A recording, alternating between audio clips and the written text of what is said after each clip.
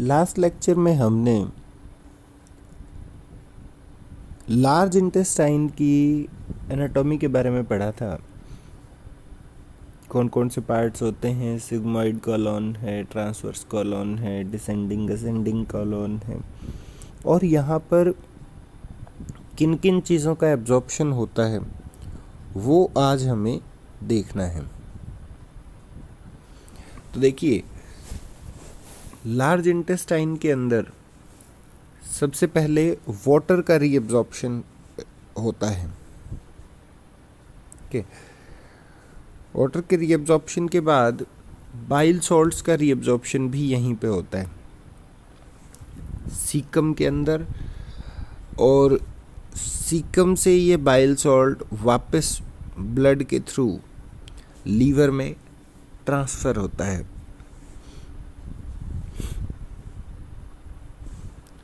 और सबसे important, vitamins का एब्जॉर्प्शन लार्ज इंटेस्टाइन में होता है। हमने पढ़ा कि प्रोटीन्स, कार्बोहाइड्रेट, फैट, इन सब की जो प्रोसेसिंग है डाइजेशन और एब्जॉर्प्शन की, वो कहाँ होती है?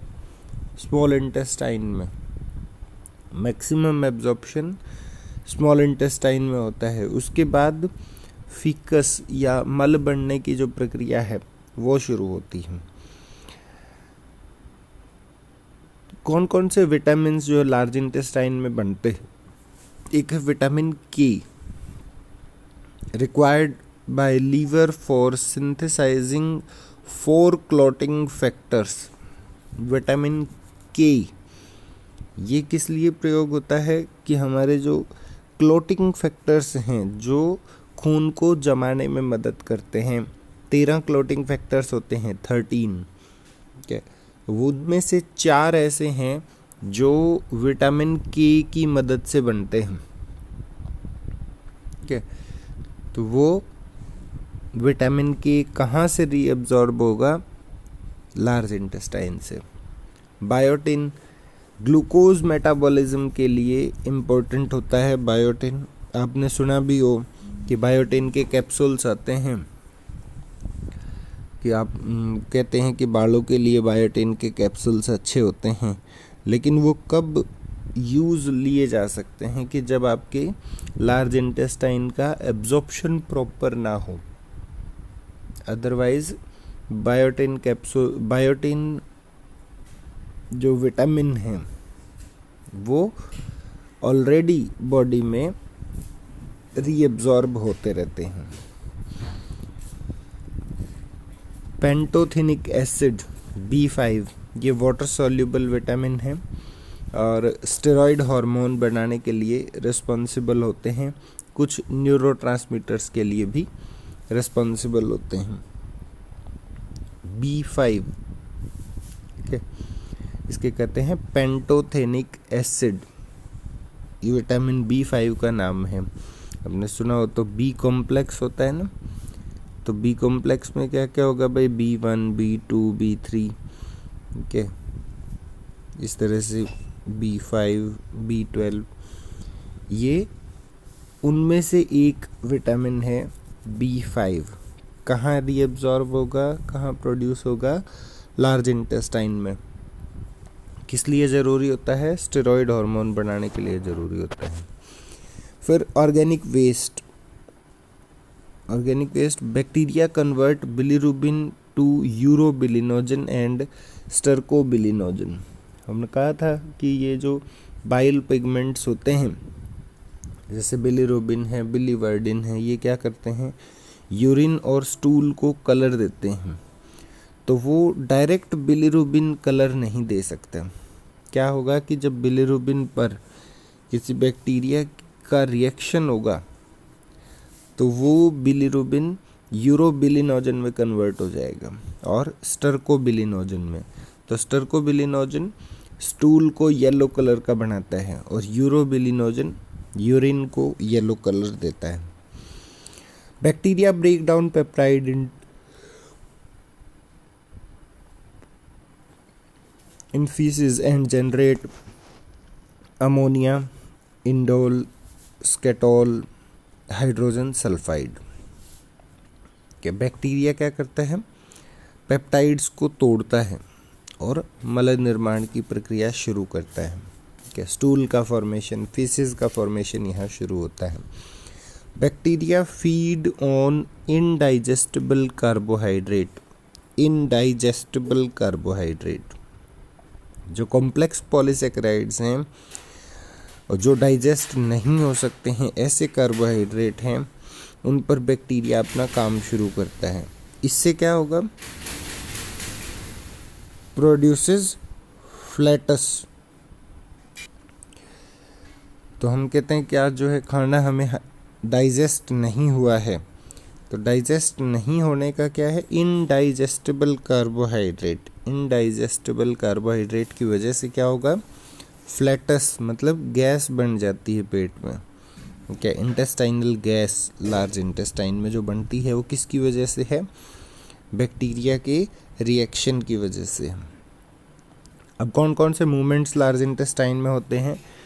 गैस्ट्रोइलियल और गैस्ट्रोएंटेरिक रिफ्लेक्सेस। गैस्ट्रोइलियल स्टमक से इलियम की तरफ जब फूड आता है, और गैस्ट्रोएंटेरिक, एंटेरिक वर्ड किसके लिए? इंटेस्टाइन के लिए आया था। तो ये जो रिफ्लेक्सेस हैं ये मूवमेंट को पैदा करते हैं, लार्ज इंटेस्टाइन में मूवमेंट होते हैं। Move material into caecum. क्या तो लास्ट पार्ट जो स्मॉल इंटेस्टाइन का था वो क्या था? इलियम। तो इलियम से खाना आगे कहाँ जाएगा? सीकम में, जब ये रिफ्लक्स आएगा। ठीक है। Move material into caecum while you eat. जब हम खाना खाते हैं ऊपर से और ज़्यादा प्रेशर होता है तो जो पहले का बचा हुआ खाना है वो सीकम की तरफ आता है। सेकंड क्या होगा? Movement from caecum to transverse colon is very slow. ठीक है। तो सीकम से ट्रांसवर्स कॉलोन तक खाना जाने में काफ़ी टाइम लगता है। Allowing hours for water absorption, बहुत सारा समय लगता है। Peristalsis waves move material along the length of colon. तो पेरिस्टाल्सिस मूवमेंट्स यहाँ पे होते हैं। सेगमेंटेशन मूवमेंट्स होते हैं जो कि मिक्स करते हैं कंटेंट्स को। ठीक है। Mix content of adjacent haustra. ये हमने पहले बात की थी कि होस्ट्रा क्या होता है? कुछ पाउच होते हैं जो लार्ज इंटेस्टाइन में ही मिलते हैं हमें। तो इनमें भी सेगमेंटल मूवमेंट्स होती हैं। एक होस्ट्रा की मूवमेंट है, फिर दूसरे होस्ट्रा की मूवमेंट है, सेगमेंटल मूवमेंट होती है। Okay. Movement from transverse colon to the rest of large intestine from powerful peristalsis contraction. ठीक है। तो मास मूवमेंट, बहुत ज़्यादा मात्रा में मूवमेंट होना। Stimulus is distension of stomach and duodenum. किस प्रकार से लार्ज इंटेस्टाइन में मूवमेंट शुरू हो सकता है? कि जब ड्यूडिनम और स्टमक डिस्टेंड होते हैं, फैलाव होता है, तब संदेश जाता है लार्ज इंटेस्टाइन की मूवमेंट्स को शुरू करने का। okay. The distension of rectal wall trigger defecation reflex। okay. तो जैसे ही स्टमक और ड्यूडिनम में डिस्टेंशन होगा, फैलाव होगा, तो डेफिकेशन, मल त्याग का रिफ्लक्स शुरू हो जाएगा। okay. तो ऐसा नहीं है कि हम जैसे खाना खाएंगे और खाना खाते ही हमें डेफिकेशन या मल त्याग की अनुभूति होगी। ये इन्होंने यहाँ लिखा है कि सीकम से कॉलोन तक कई घंटे में पहले का जो बचा हुआ वेस्ट है वो जाता है। तो इसलिए जब स्टमक का डिस्टेंशन होगा तो सिर्फ यहाँ प्रक्रिया शुरू होगी, सिर्फ उसे स्टिमुलस मिलेगा, समय लगता है उस चीज़ को। फिर डेफिकेशन क्या होता है? डेफिकेशन या मल त्याग also called bowel movement, bowel movements भी कहते हैं इसे। The act of eliminating solid और सेमी सॉलिड वेस्ट मटेरियल। ये एक प्रक्रिया है, एलिमिनेट करना मतलब शरीर से बाहर करना किसी को, सॉलिड या सेमी सॉलिड वेस्ट जो है शरीर में, उसे शरीर से बाहर करने की प्रक्रिया को डेफिकेशन या मल त्याग कहा जाता है। शरीर में जो भी अपशिष्ट पदार्थ विद्यमान हैं उनको शरीर से बाहर करने की प्रक्रिया मल त्याग कही जाती है। Muscular contractions in the wall of colon move fecal material through digestive tract of rectum। ठीक है, मस्कुलर कॉन्ट्रैक्शन पेरिस्टाल्टिक मूवमेंट होने की वजह से, पेरिस्टाल्टिक गतिविधियां होने से कॉलोन की जो दीवारें हैं, wall of colon, move faecal material, ये मल को आगे की तरफ मूव कराती हैं, इनको बाहर का रास्ता दिखाती हैं, रेक्टम की तरफ लेके जाती हैं। तो ये लिखा है यहाँ पे, पाचन संस्थान से सॉलिड और सेमी सॉलिड अपशिष्ट पदार्थों को बाहर निकालने की प्रक्रिया मल त्याग कहलाती है। तो रेक्टम क्या करता है? Rectum is act as a temporary storage site for faeces. Rectum मल के लिए एक टेम्परेरी स्टोरेज का भी काम करता है। Rectal wall expand due to material spilling. तो रेक्टम की जो वॉल है वो एक्सपेंड और ज़्यादा विस्फारित होती रहती है, तब हमें पता लगता है। स्ट्रेच रिसेप्टर्स यहाँ जब भी आएंगे तो डिज़ायर टू डेफिकेट, तब हमें इच्छा होगी मल त्याग की, इसके बारे में पता लगेगा, क्योंकि ये पार्शियली वॉलेंट्री है। एक हद तक जो है हम मल को रोक करके रख सकते हैं। If defecation is delayed for a prolong period, constipation and hardness of faeces results. अगर हम मल को ज़्यादा समय तक रोक के रखें तो, क्योंकि रीअब्जॉर्प्शन तो हो ही रहा है, वाटर फिर रीअब्जॉर्ब होगा, जब तक यहाँ रहेगा रीअब्जॉर्प्शन चालू ही रहेगा, इसलिए फीसिस क्या हो जाते हैं या मल क्या हो जाता है? हार्ड हो जाता है। Hardness of faeces. When rectum become full increases intrarectal pressure, कि जब रेक्टम पूरा भर जाएगा, इंट्रारेक्टल प्रेशर, रेक्टम का जो दबाव है, प्रेशर है, वो बढ़ेगा, तो ये फीकस या मल को अलाउ करता है एनल कैनाल में, गुदा मार्ग में आने के लिए। The rectum shortens as material is forced into anal canal and peristaltic waves propel the faeces out of rectum. तो क्या होगा? रेक्टम शॉर्टन्स, क्योंकि अब उसे संकुचित होना है, तभी वो उस मटेरियल को आगे भेज पाएगा, तो वो शॉर्टन्स, छोटा हो जाता है। Material is forced into anal canal, और जो भी मटेरियल है वो कहाँ? एनल कैनाल में पहुंच जाते हैं। And peristaltic waves propel the faeces out of rectum, और पेरिस्टाल्टिक वेव्स से क्या होगा? मल जो है वो रेक्टम से एनस में आ जाएगा। मल को मलाशय की से आगे की ओर ले जाने को धकेलती हैं peristaltic waves. Mass movement forces feces into rectum. Defecation reflex is initiated. The process of defecation involves the contraction of rectum and relaxation of internal and external sphincters. तो मास मूवमेंट से क्या होगा? फीसिस जो है वो rectum में आएंगे, defecation मल त्याग की इच्छा जागृत होगी। तो डेफिकेशन की प्रोसेस में क्या होता है?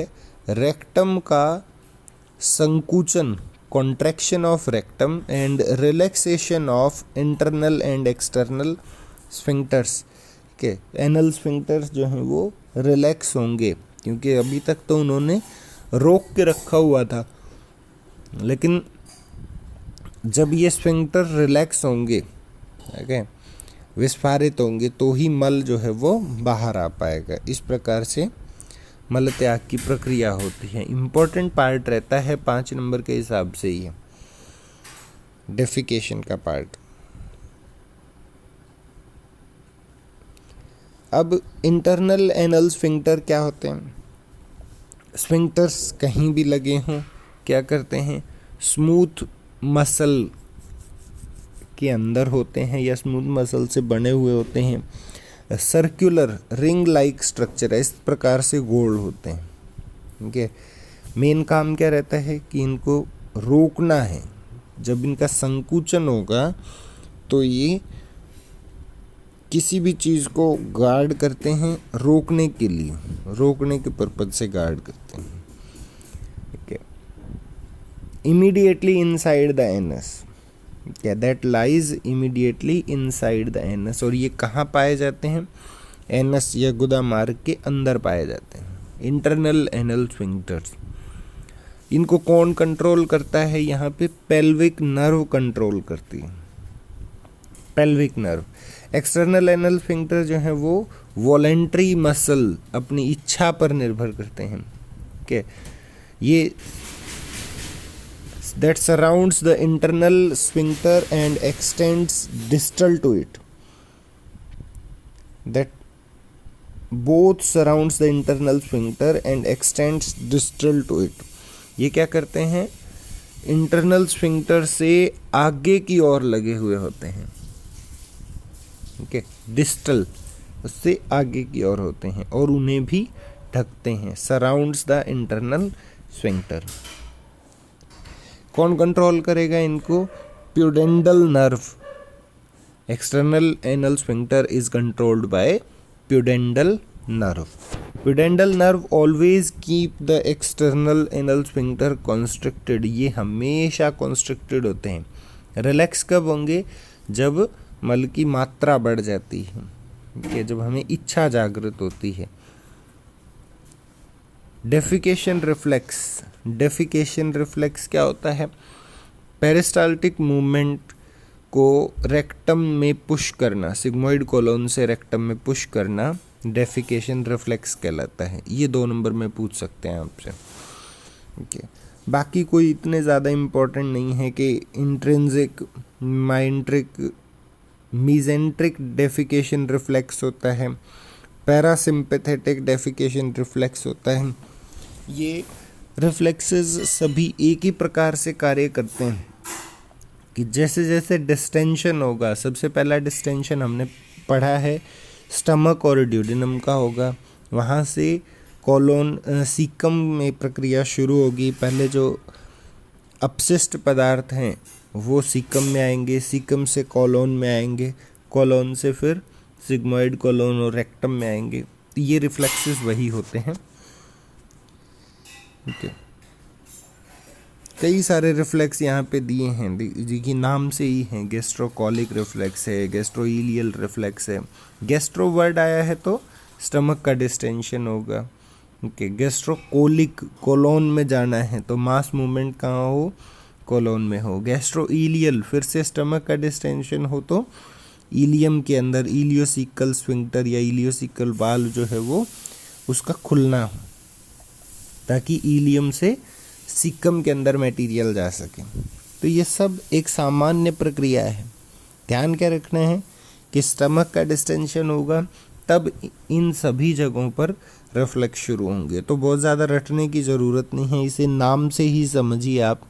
एंटेरोगैस्ट्रिक है या ड्यूडिनोकोलिक है, ड्यूडिनम का डिस्टेंशन होगा तो मास मूवमेंट जो कोलोन में शुरू होगा। तो यहाँ पे देखिए एक फ्लो चार्ट में भी बताया हुआ है किस प्रकार से मलत्याग की प्रक्रिया होती है।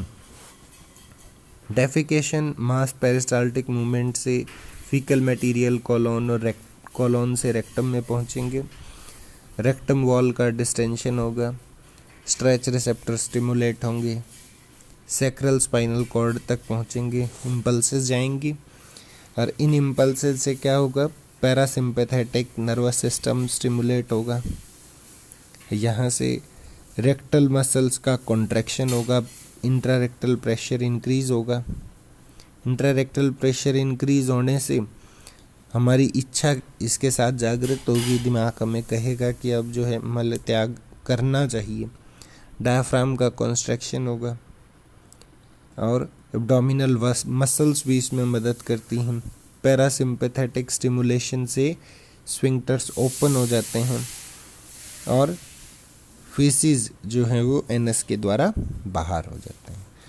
तो मैं समझता हूँ कि इस प्रकार से फ्लो चार्ट में आपको जो है ज़्यादा ध्यान रखना चाहिए, इम्पोर्टेंट रहती है मलत्याग की प्रक्रिया, क्वेश्चन आता है इस पे, और ये बेस्ट तरीका रहता है किसी भी एग्जामिनर को समझाने के लिए। और इसे अगर आप 10 नंबर में भी लिखना चाहें तो अच्छे से एक्सप्लेन कर पाएंगे। ठीक है, तो इस प्रकार से हमने आज डाइजेस्टिव सिस्टम को कंप्लीट कर लिया। पूरे डाइजेस्टिव सिस्टम में आपके जो भी डाउट्स हैं वो आप डायरेक्टली हमसे कंसल्ट कर सकते हैं, कभी भी आप हमसे पूछ सकते हैं। इंडियन आयुर्वेदिक डॉक्टर के माध्यम से फिजियोलॉजी, मॉडर्न फिजियोलॉजी की लेक्चर सीरीज़ ये शुरू की गई है। इसमें फर्स्ट पेपर का अब सिलेबस का 6th पॉइंट जो हमारा बचा हुआ है, उसके बाद फर्स्ट पेपर की पूरी सीरीज़ आपको यहाँ मिल जाएगी। और सेकंड पेपर भी हम जल्दी पूरा करेंगे। देखिए, पढ़ाने में हर बच्चे के अलग अलग डाउट्स रहते ही हैं, तो आप बिल्कुल घबराएं नहीं, इसमें पूरी आपकी मदद की जाएगी। और जो भी डाउट हैं कमेंट सेक्शन में या व्हाट्सएप पर आप हमसे डायरेक्टली पूछ सकते हैं। Thank you.